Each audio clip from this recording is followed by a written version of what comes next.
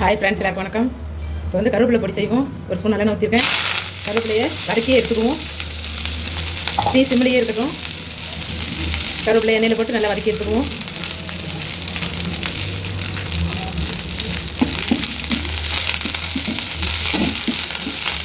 வதக்கிக்குவோம். நல்லா வதங்கி வந்துருச்சு, எடுத்துக்குவோம். இப்போ கருவேப்பிலை கொஞ்சம் தாங்கிறதுனால கொஞ்சோண்டு கடலைப்பருப்பு சேர்த்துருக்கேன். இதே அளவுக்கு உளுத்தம் பருப்பு சேர்த்துக்குவோம். தீயை குறைச்சி வச்சு வறுத்து எடுத்துக்குவோம். இதுவும் பொன்னிறமாக ஓரளவுக்கு போட்டுக்குவோம்.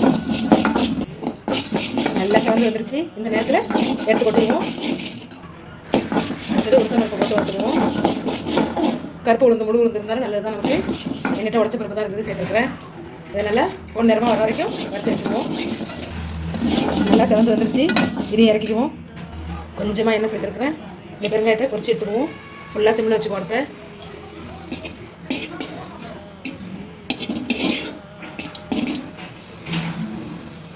இதை நல்லா செவர விட்டு பொரிஞ்சு வந்ததும் எடுத்துக்குவோம். இதே எண்ணெயில் தேவையான அளவுக்கு மிளகா சேர்த்துக்குவோம்.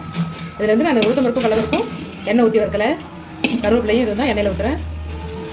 நல்லா செவந்து வந்துருச்சு, பொரிஞ்சிருச்சு. நல்லா உப்பி இருக்கு பாருங்க. எடுத்துக்குவோம்.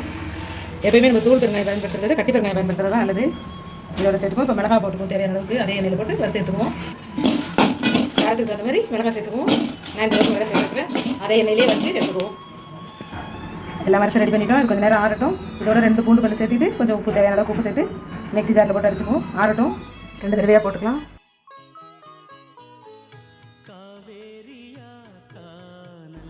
முழுசுக்குமே தேவையான உப்பு போட்டுடுறேன். ஜாரில் பத்தாதுன்னு 2 தடவையாக போட்டுருக்காங்க. பிரித்து வச்சுருக்கிறேன். ஒரு தடவை போட்டு அரைச்சிக்குவோம். மீதி இருக்கிறதையும் சேர்த்தாச்சு. போன தடவை அரைச்சதுலேயே பூண்டு பல்லு சேர்த்துட்டோம். இதை அரைச்சி 2த்தையும் ஒன்றா கலந்துருவோம். 2த்தையும் வறுத்த எண்ணெய் சட்டிலேயே கொட்டியிருக்கிறேன். இது கொஞ்சம் நல்லா பச்சையாக இருக்குது. முன்னாடி அரைச்சது கருவேப்பிலை சேரலைங்கிறதுனால தனியாக இருக்குது. அதனால் 2த்தையும் நல்லா கலந்து கொஞ்சம் சூடானதும் டப்பாவில் கொட்டி வச்சுக்கலாம். இதை இட்லிக்கும் நம்ம தொட்டுக்கலாம், சாதத்துலையும் போட்டு வச்சு சாப்பிட்லாம். இது வந்து நம்ம முக்கியமாக என்னென்னாக்கா இரும்பு சத்து நிறையா இருக்குது கருவேப்பிலையில். அனிமிக்காக ஃபீல் பண்ணுறவங்களாம் இதை அதிகம் சேர்த்துக்கலாம். அவங்களுக்குலாம் தான் இது ரொம்ப முக்கியம். முடி கொட்டுறதுக்குலாம் நல்லா கேட்கும், ரத்தம் ஊறும். அதனால் இதை நம்ம அதிக அளவில் பயன்படுத்திக்குவோம். எங்கள் சேனல் உங்களுக்கு பிடிச்சிருந்தா லைக் பண்ணுங்கள், ஷேர் பண்ணுங்கள், கமெண்ட் பண்ணுங்கள், சப்ஸ்கிரைப் பண்ணுங்கள். பாய்.